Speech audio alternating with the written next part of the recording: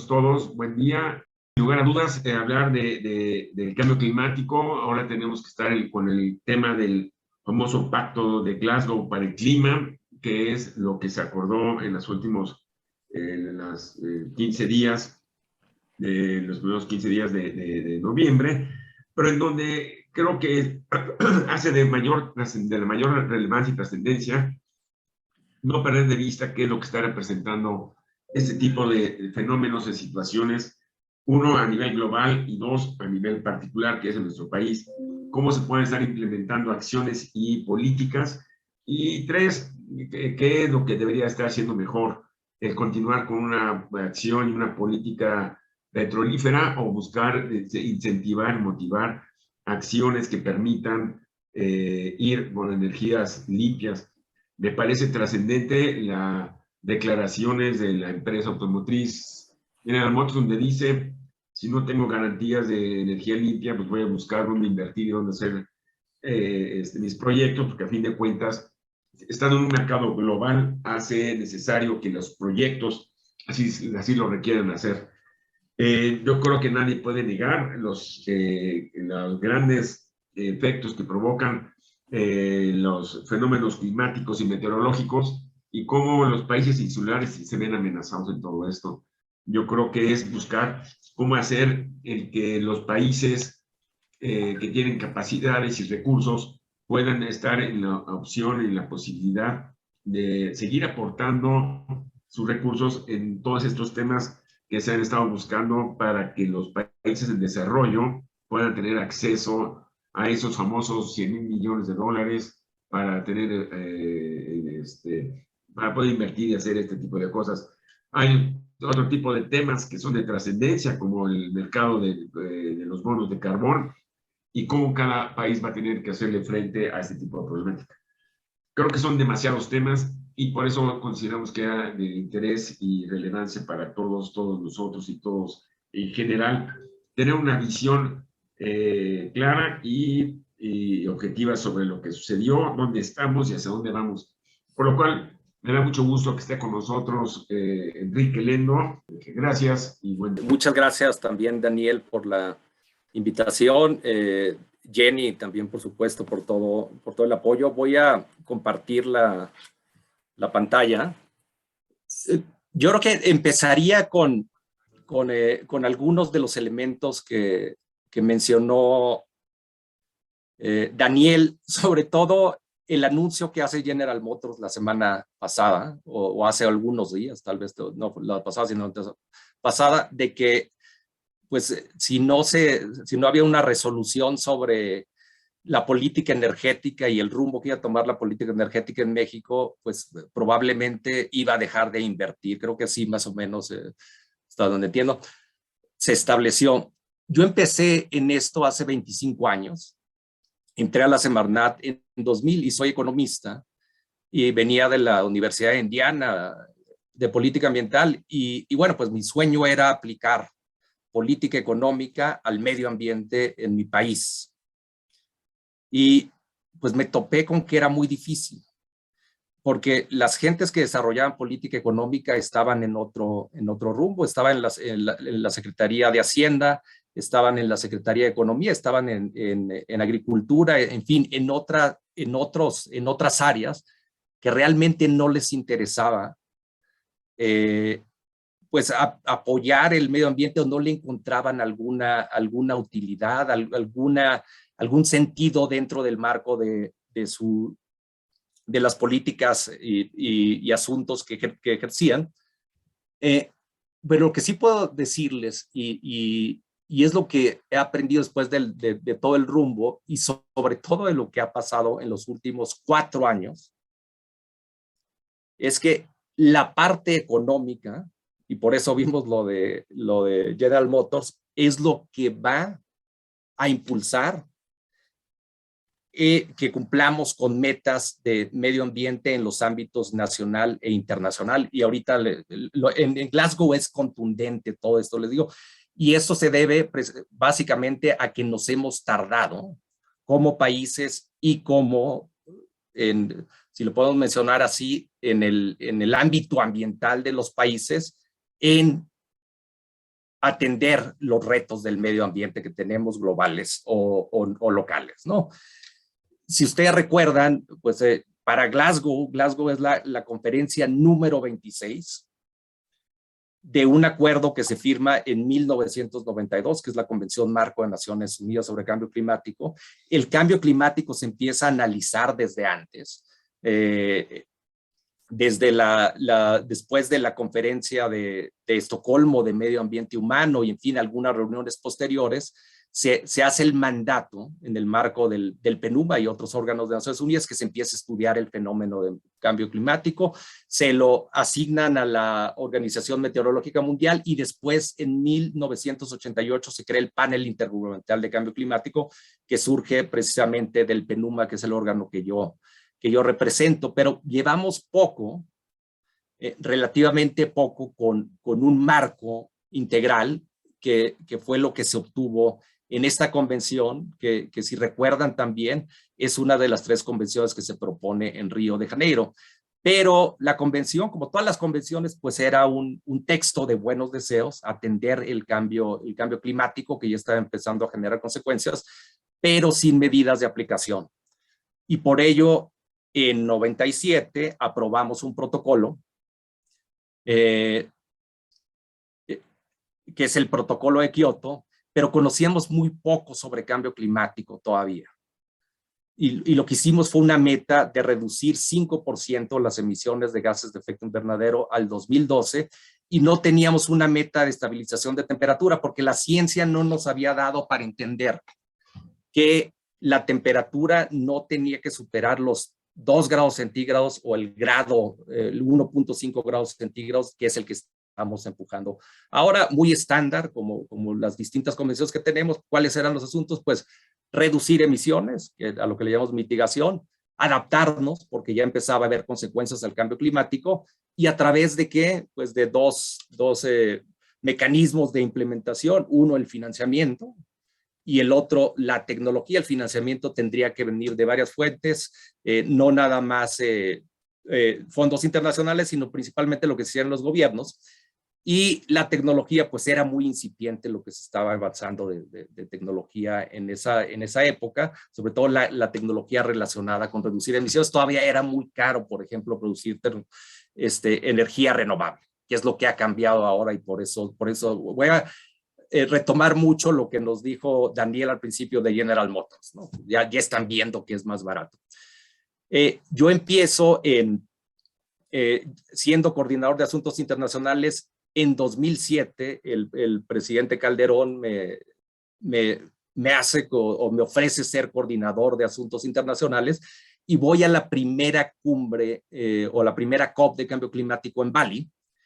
Y el objetivo de esa COP era precisamente empezar la negociación de un nuevo acuerdo internacional que fuera universal, que no nada más incluyera países desarrollados, como en el protocolo de Kioto, que se me olvidó decirles, sino que incluyera a todos los países. ¿Por qué?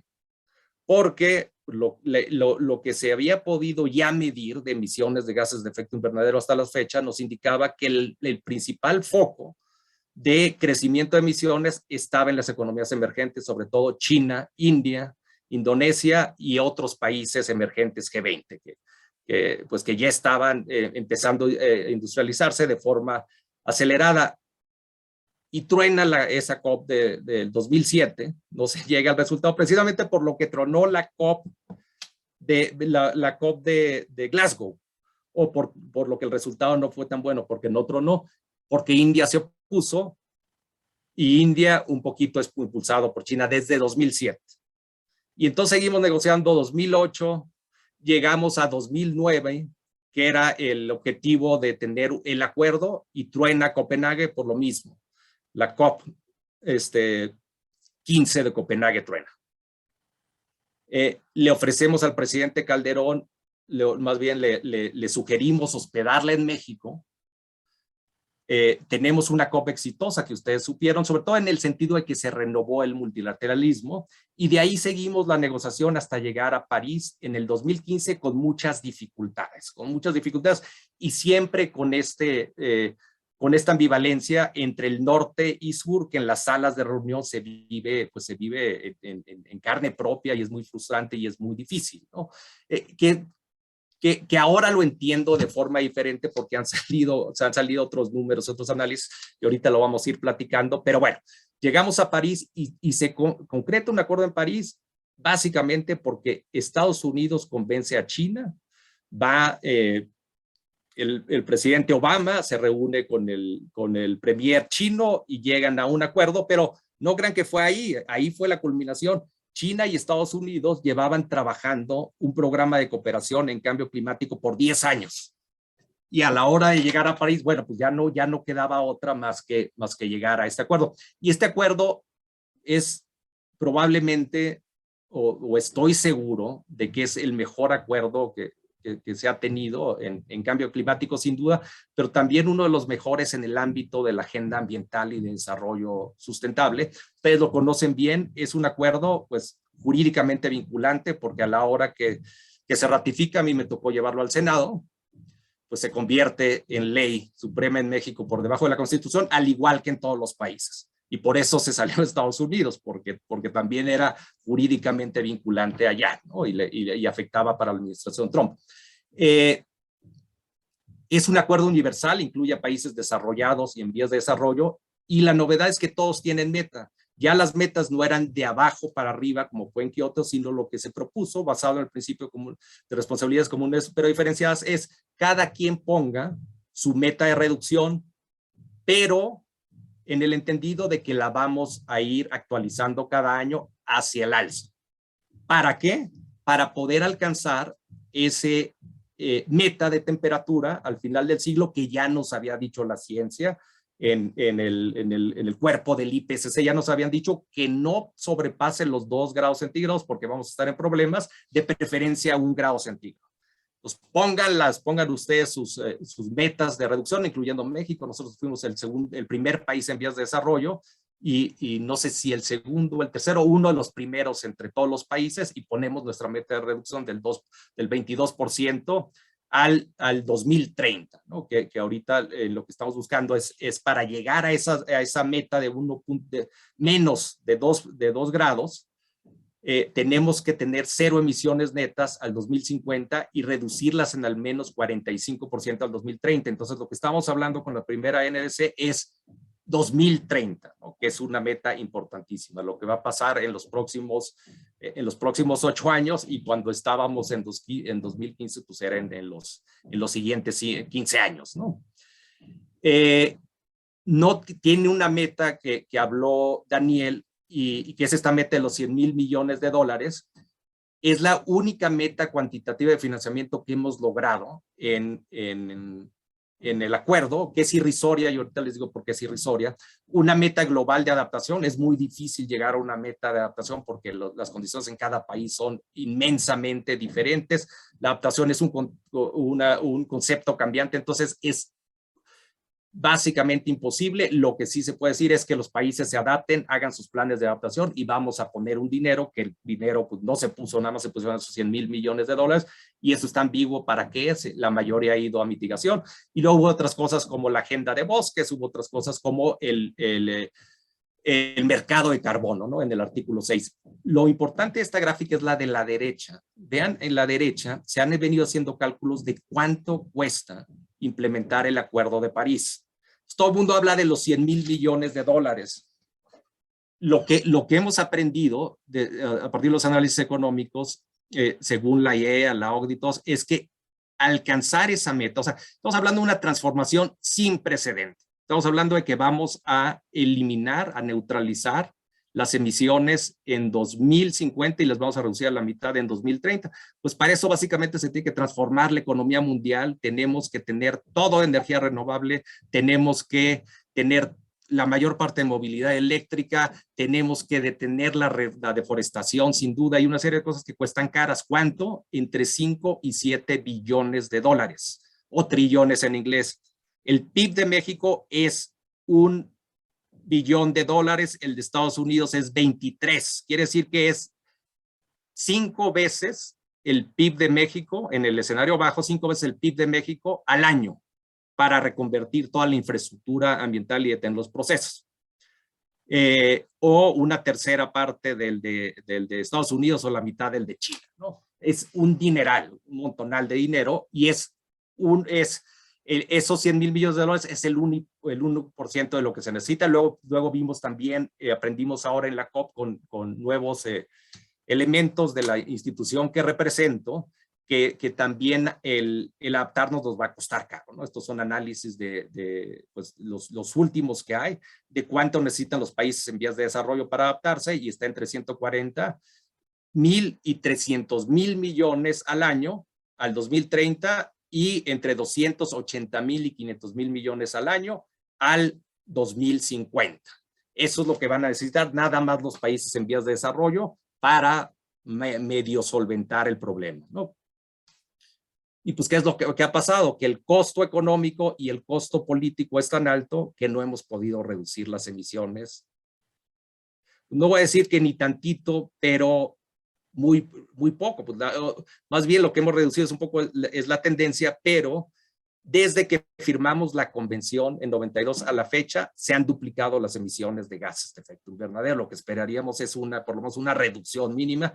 La tendencia sí, si ponemos la gráfica de la tendencia, sí va más o menos achatándose la curva, como dicen por ahí, pero no en la velocidad. Ahorita vamos a ver otras curvas que esto amerita, ¿no?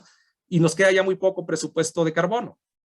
Si queremos llegar a la meta de 1.5, pues nada más tenemos 420 gigatoneladas. Si queremos que la temperatura se estabilice en 1.7, 770, y si queremos 2.270, es nada, estamos hablando pues, de los siguientes 8 años. En los siguientes, todos los cálculos dicen que en 2030 vamos a llegar a ese 1.5 de incremento de temperatura, o a los 450 partes por millón de la gráfica pasada, vamos a superarla ahí, y es el escenario en donde ya estamos en 1.5%. ¿Y qué es lo que ha pasado? Y vuelvo a lo económico y a lo que decía Daniel, que como los gobiernos no se apuran a reducir, pues el asunto se está llevando por los mercados y a la mala. ¿Qué es lo que pasa? Que el riesgo se incrementa de forma exponencial, y antes de que entráramos a la pandemia nos encontramos con este estudio que es contundente. Es el reporte de riesgo que presenta el Foro Económico Mundial, que saben es un foro, el foro más importante del mundo a nivel empresarial, y en 2020, antes de que nos recluyéramos por pandemia, la última reunión presencial, presenta este reporte donde vemos que la mayor parte de los riesgos, o todos los principales riesgos, ya no son las guerras, ya no son las crisis económicas, ya no son tecnológicos, es el medio ambiente y sobre todo el cambio climático. Es lo que todos los líderes empresariales, todos los expertos en opinión alrededor del mundo perciben como el riesgo más alto para la humanidad, y además se traduce en números. Al lado izquierdo de la gráfica dice por ahí Swiss Re. Swiss Re es la reaseguradora más grande que hay en el mundo.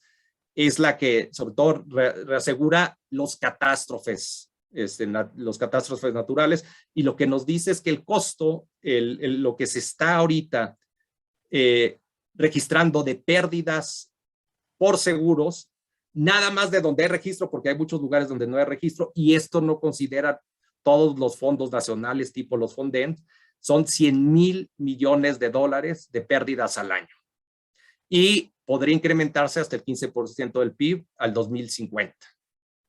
En la OMM, la Organización Meteorológica Mundial, dice que hemos tenido 3.4 billones de dólares entre 70 y 19, es decir, cerca de 4 veces el PIB de México en ese periodo, además de las vías humanas. Y en México también tenemos nuestros números, y son números públicos. El Senapred nos dice que entre 2002 y 2015 perdimos 18 mil millones de dólares. Entonces, esto es lo que está movilizando a las empresas a cambiar su estrategia. Por oportunidad de negocio, pero principalmente por riesgo. Si no me salgo de este mercado, si no me salgo de este producto, si no me salgo de esta región, sobre todo voy a estar en problemas.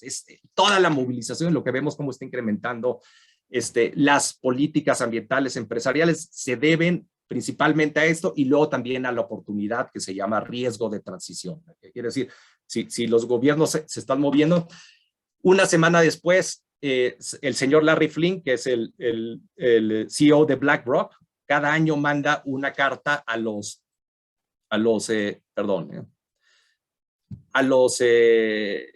directivos de las empresas. BlackRock es el fondo de inversión, el fondo institucional más grande del mundo, tiene activos equivalentes a 3 veces el PIB de México, 3 billones de dólares, son los que más fondos mueven en el mundo. Y lo que nos dice es, estamos viviendo una reestructuración fundamental de las finanzas en el mundo. Entonces, el cambio climático es, el riesgo climático es riesgo de inversión. Eso es lo que les dice y les ha seguido reiterando en las siguientes, en las cartas de cada año. Lo mismo, abajo les pongo algunas cifras de la cantidad de recursos que están ahorita en el mundo y que están ya registradas con algún estándar que tiene que ver con pues, ambientales, sociales y climáticos, ambientales, sociales y gobierno corporativo y climáticos. El de arriba es el más impresionante.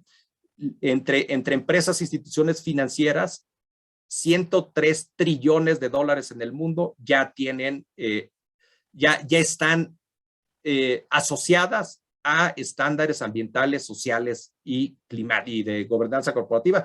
Dentro de los ambientales están los climáticos. Entonces, para allá van las inversiones, para allá va la economía del mundo desarrollado, pero ya también de las emergentes. No crean que las emergentes están quedando atrás y China está invirtiendo a todo vapor, India está invirtiendo a todo vapor y, en fin, otras de las grandes economías emergentes están ya entrándole a esta jugada. Esto ustedes lo conocen, el 80% del problema está en solo 20 países, incluidos a nosotros. El 50% de las emisiones nada más en China, en Estados Unidos, Unión Europea y la India. Entonces, y generalmente son los que deciden las COPs, y todas las decisiones y los resultados son los que más emiten y también son los que más recursos tienen para darle solución al problema. Saben ustedes también, no se los voy a decir mucho, en dónde está el problema desde el punto de vista sectorial. Energía predominantemente, pero también es muy importante detener la deforestación, ¿no? A nivel mundial y eficientar los procesos industriales y los residuos. Estas empezaron a salir ahora, estas gráficas, pero son importantes y aquí es donde uno entiende por qué India y China se oponen y se han opuesto de forma histórica. Y bueno, pues lo que tenemos es, evidentemente, China pues es el principal emisor de gases de efecto invernadero actualmente. India es el cuarto o el tercero si no tomamos a la Unión Europea en conjunto, pero vean el crecimiento de las emisiones entre 1850 y 2018. La verdad es que pues crecieron emitiendo gases de efecto invernadero a la atmósfera, los industrializados, primero Europa con la revolución industrial, después Estados Unidos, a partir de 1900, que empieza su época del boom petrolero, y hasta después de la guerra, China empieza su proceso de industrialización, pero pues 25% de las emisiones acumuladas dependen de Estados Unidos y le sumamos 22% de la Unión Europea y 4% de Japón, estamos diciendo que los industrializados pues tienen el 50% de las emisiones históricas y con toda razón China, India y Sudáfrica dicen pues ¿por qué ahorita quieren que yo reduzca emisiones en la misma proporción si tú ya dejaste un gran cúmulo de gases acumulados, ¿no? También la base de su posicionamiento se va mucho por las emisiones per cápita. Oye, pues vivimos en un mundo de ricos. Yo tengo cientos de millones de personas que todavía están por debajo de la línea de la pobreza. En el caso de India, pues la mitad de su población de 1.200 millones. Y ustedes, pues no emiten mucho en términos absolutos, pero miren en términos relativos. Están emitiendo una gran cantidad de emisiones per cápita. Miren, en mundo de ricos, emiten mucho y a mí no me das chance de desarrollarme, ¿no? Entonces es el argumento y ese argumento lo vengo escuchando desde que tengo uso de razón, desde las primeras COP a las que fui, pero ahora se ve mucho más claro con cómo han avanzado la medición de los gases de efecto invernadero. Antes de la COP, este era el panorama. ya Estados Unidos, los principales emisores, ¿no? De los que hablábamos, menos India, habían puesto metas de carbono neutro y también en el caso de Estados Unidos y la Unión Europea y Inglaterra, habían dicho que iban a reducir al menos 50% sus emisiones al 2030. China nos dio mucho gusto aparte que en la Asamblea General de Naciones Unidas del año pasado anunciara que en el 2060 iba a reducir sus emisiones y que en el 2030 iba a llegar al pico y de ahí iba a empezar a reducir hasta hacerlas neutras al 2060. Se necesita un poco más de esfuerzo, pero bueno, esto es bienvenido. El último está muy relacionado con lo que dijo Daniel. Lo que va a empezar a ver es una guerra comercial. Ya todos los países anunciaron que los países desarrollados, ¿no? Que van a poner impuestos arancelarios a los productos que entren a sus mercados en función de la huella de carbono, ¿no? Cuando haya diferencial en cuánto se les cobra de precio al carbono en sus mercados vis a vis lo que se les cobra en otros. Los países habían tenido ya una primera ronda de planes nacionales que se llaman contribuciones nacionalmente determinadas, que es donde ponen sus metas de reducción, y en Glasgow se esperaba que llegaran con su segunda ronda y con los compromisos pues más ambiciosos, ¿no? Con compromisos aumentados. Y esta es la perspectiva no era muy buena, solo 5 países habían propuesto nuevas contribuciones y solo 17 países de un total de 197 países habían presentado contribuciones nuevas, ¿no? Entonces, en el caso de México, pues éramos de los países que no hicimos un incremento en la ambición. Estos 3 reportes son fundamentales. También salieron en el caso del de arriba, unos 3 meses antes, lo han de haber escuchado mucho, y en el caso de los 2 de abajo, unas semanas antes de la COP. El de arriba es el reporte físico, de la ciencia física, del panel intergubernamental de cambio climático, y a grandes rasgos lo que nos dice es sí es humano, sí el asunto es antropogénico, sí hay una influencia humana. 2, se está dando en todas las regiones del mundo y en los océanos nadie se va a salvar de esto.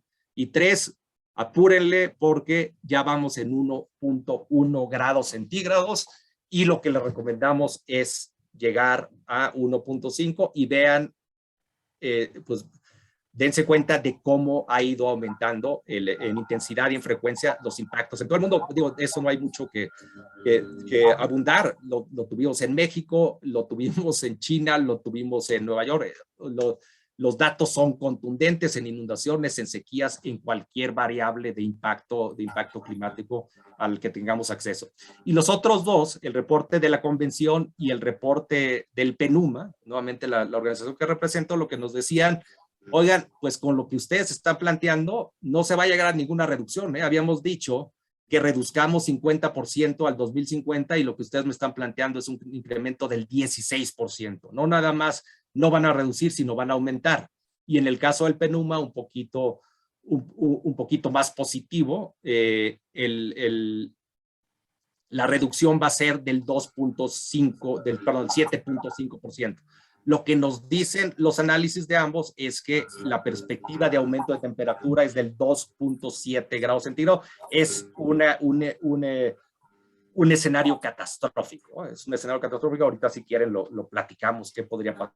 Aquí estábamos. Entonces, aquí lo que les había dicho, la mayor parte del problema está, el 80% está en 20 países, que son los G20, y la mitad del problema está en solo 4 países, en 3 países y una región, ¿no? Que son Estados Unidos, la Unión Europea y China y la India.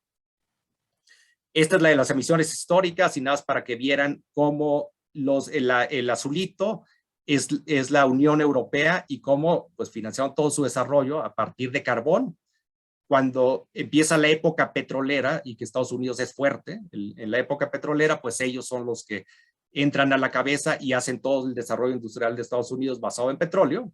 Y luego tenemos, después de la Segunda Guerra Mundial, que China empieza muy fuerte, ¿no?, a industrializarse, y por eso vemos lo de el crecimiento ahí de China. También se ve India como un crecimiento importante, pero las cifras son contundentes, ¿no? 50% de las emisiones históricas dependen de Estados Unidos y Europa, y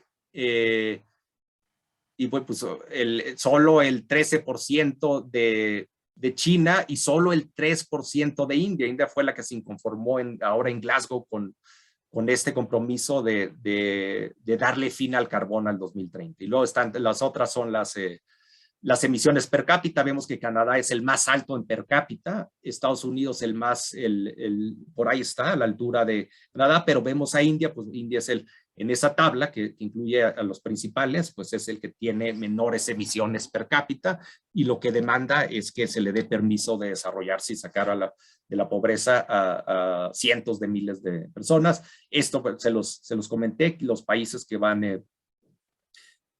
las metas que se han presentado a reducción, en donde tenemos a Estados Unidos, a la Unión Europea y a China, ya con metas de cero neto al 2050, y en el caso de la Unión Europea y Estados Unidos, también con metas de menos 50% al 2030, ¿no?, de reducción de emisiones.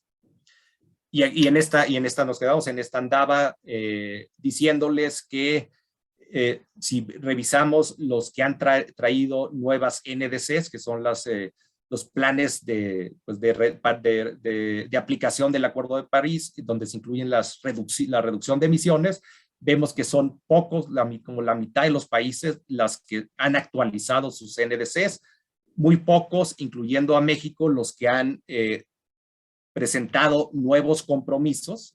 O sea, México no ha incluido con 9 compromisos, y pocos los que han presentado nuevos compromisos y compromisos que están en sincronía con tener una economía de 0 emisiones en el 2050.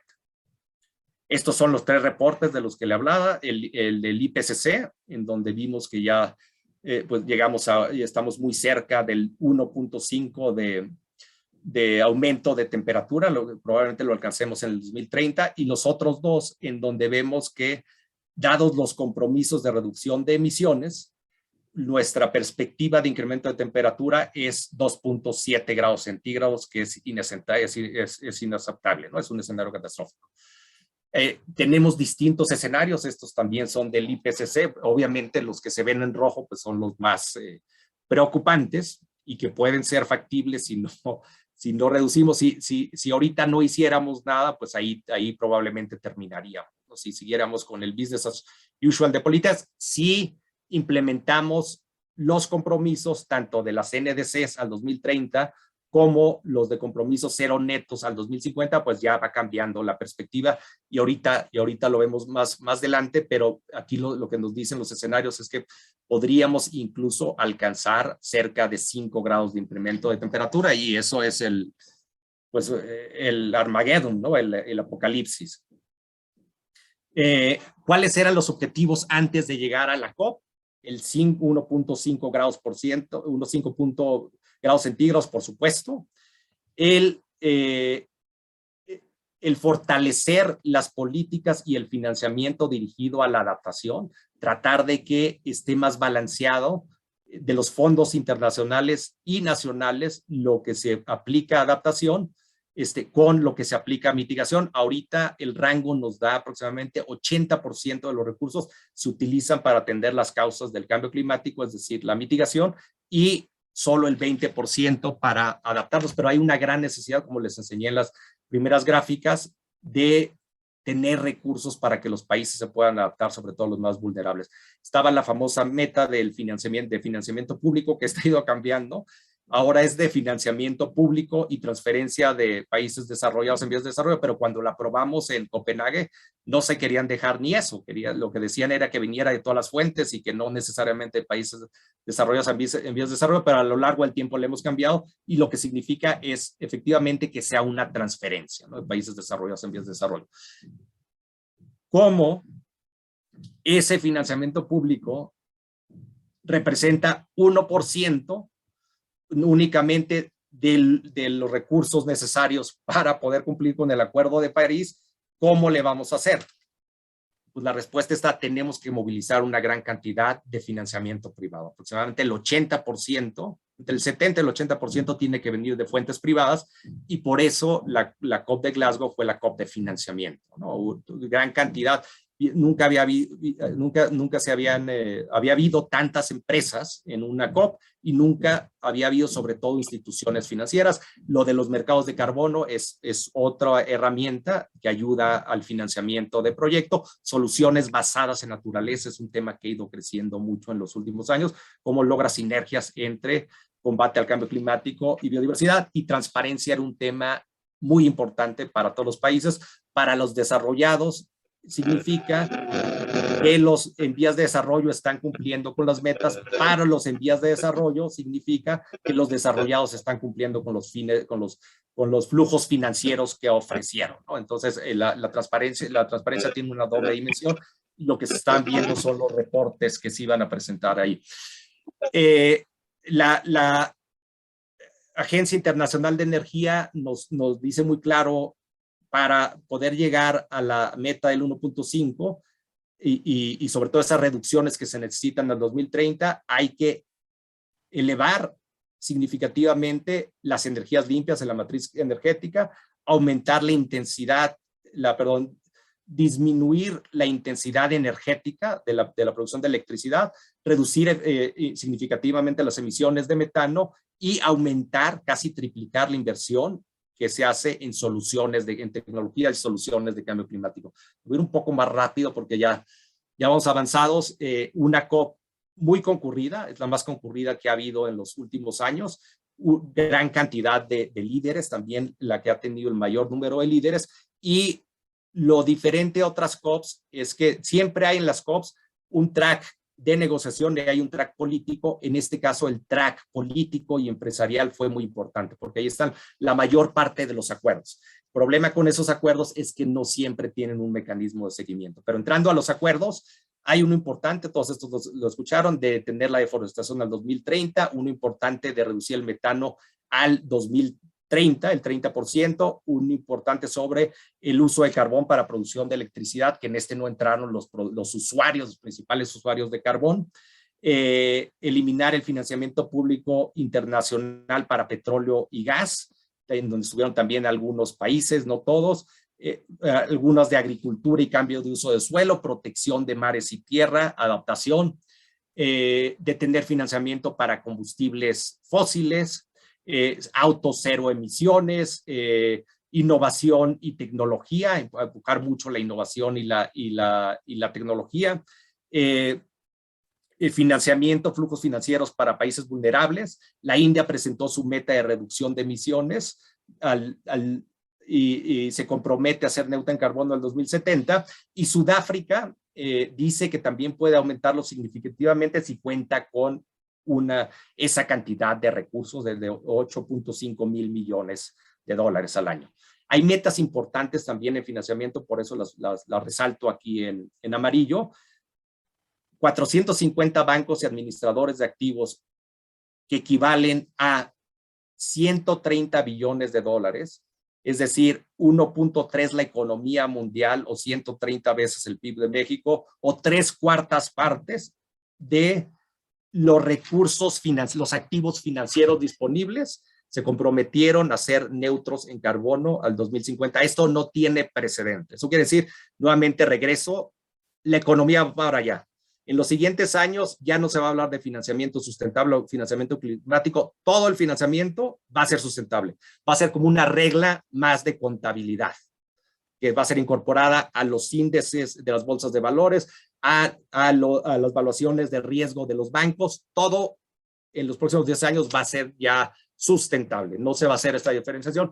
Y para poderlo creer, es la segunda meta, que es esta segunda, más bien bullet, que subrayo en amarillo. Se llega a un acuerdo de crear una junta internacional para poder estandarizar todos los sistemas que hay para cuantificar la relación entre cambio climático y y desarrollo sustentable a grandes rasgos, y las operaciones financieras, cómo mido cuánto reduje y eso que implica en términos financieros, que tenemos a pasto por todo el mundo y la verdad era un desorden y todos esos se hicieron de forma desordenada por la cuestión del riesgo. Aquí se comprometen a que los van a unificar. Este es un asunto que también no tiene precedente. Entonces, lo que nos dice la meta de arriba, que es va a haber mucho dinero, lo de abajo, lo que nos dice es lo vamos a poder medir y vamos a saber dónde y nos vamos a asegurar efectivamente de que lo redujiste, ¿no?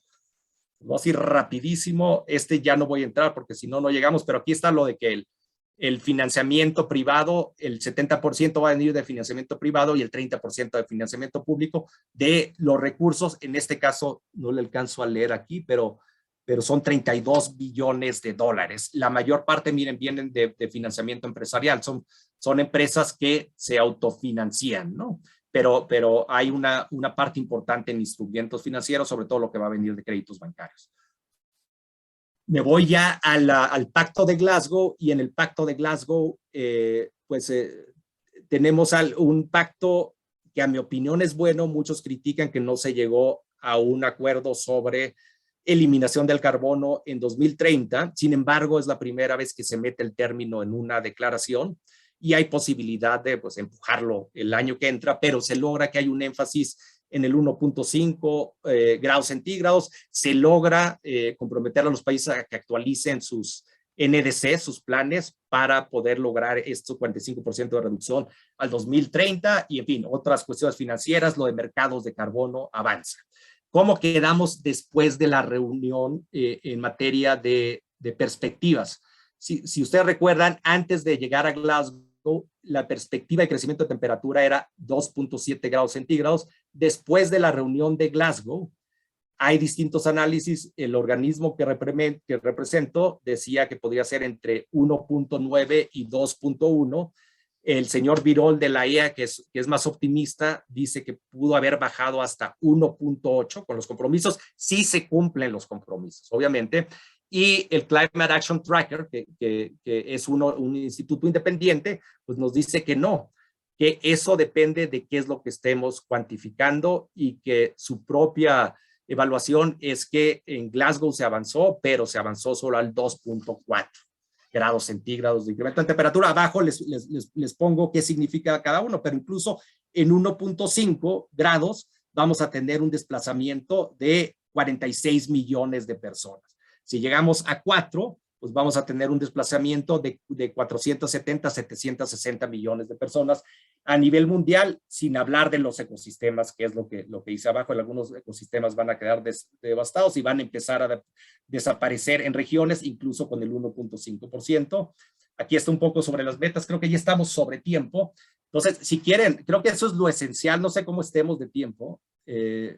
Daniel, está lo de México, que a lo mejor no hay que abundar mucho en esto porque ustedes vieron la intervención de México y la posición de México se enfocó mucho a la parte de vulnerabilidad, adaptación y sobre todo a la condición particular de ciertos grupos como las mujeres, las comunidades indígenas y las poblaciones de menos recursos. Se presentó también cómo iba a ser México para poder alcanzar su meta y bueno, pues la estrategia de movilidad, también la estrategia de economía circular, lo que está haciendo con las hidroeléctricas y en fin, hubo algunos otros avances. La NDC es la misma. Hubo anuncios importantes de empresas, Banco de México, empresas y organismos independientes. La Bolsa Mexicana de Valores anuncia una meta de 0 emisiones netas al 2050. El Consejo Consultivo de Finanzas Verdes dice que el 35% de los activos financieros en México ya están ajustados a criterios de sostenibilidad. CEMEX pide el crédito sindicado sustentable más importante que ha visto en la historia de México, probablemente de las empresas latinoamericanas. Bimbo compromete una meta de 0 emisiones netas al 2050.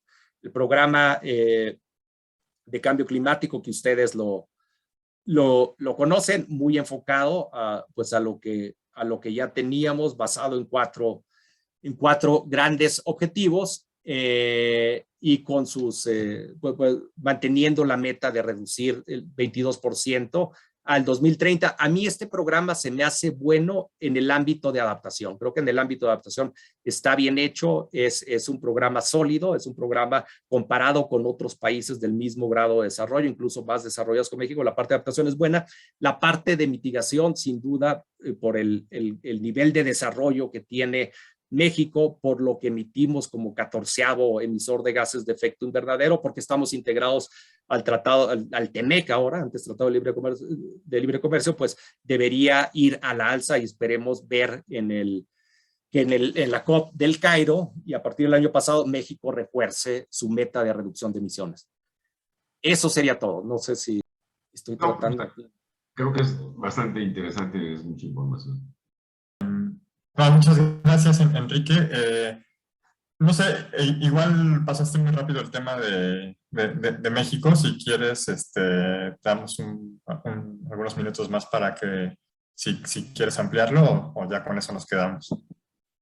Sí, digo, yo creo que del tema de México no hay que abundar mucho porque aparte todos ustedes pues han visto por un lado, lo que presentó México en 2015, que es la contribución nacionalmente determinada. Han visto también pues la evolución de la política energética y otras políticas con la nueva administración, donde hay un mayor énfasis en lo social, que no estoy en contra. Lo social es sumamente importante, es muy importante. Yo creo que lo que nos pasó en Glasgow es ejemplar y por eso les enseñé las gráficas de emisiones históricas y también de emisiones per cápita. A mi punto de vista, los países desarrollados están pidiendo un poquito más o bastante más de lo que deberían estar pidiendo porque ellos tienen una gran responsabilidad en términos históricos. Entonces, las metas de los desarrollados no deberían ser 50%, deberían ser muy superiores a 50%, porque ellos pues ya nos dejaron un bagaje ahí, un problema, y ahora los envíos de desarrollo pues estamos desarrollando.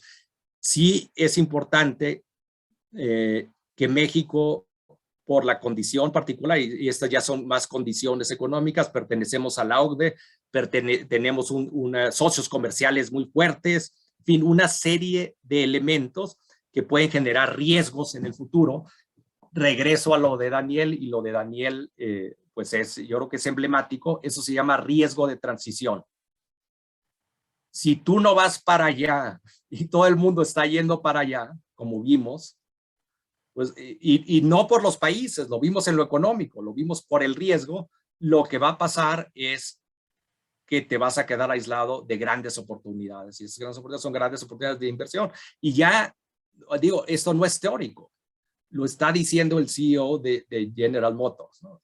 Ya no hay vuelta para atrás, ya no estamos en la teoría, y sabemos que la industria automotriz aporta el 22% de las exportaciones, una gran cantidad del Producto Interno Bruto, una gran cantidad de los empleos en México, y si los ligamos a toda la cadena de suministro, bueno, pues eso se potencia, ¿no? Entonces, estas cosas, estamos hablando aquí nada más de automotriz, tenemos una gran cantidad de cadenas ligadas a los mercados de Estados Unidos, a los mercados de Europa, a los mercados asiáticos, que van desde agroindustrial, obviamente metalúrgico, en fin, una serie de industrias que se pueden ver afectadas en este proceso de transición. Entonces ya aquí no es tanto de, oye, pues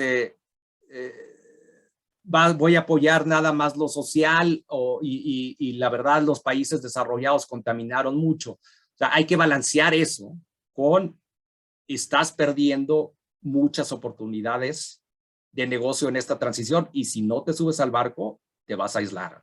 Ten cuidado, ¿no? Se llama riesgo de transición. Gracias por la invitación, Daniel, y gracias a todos nuevamente.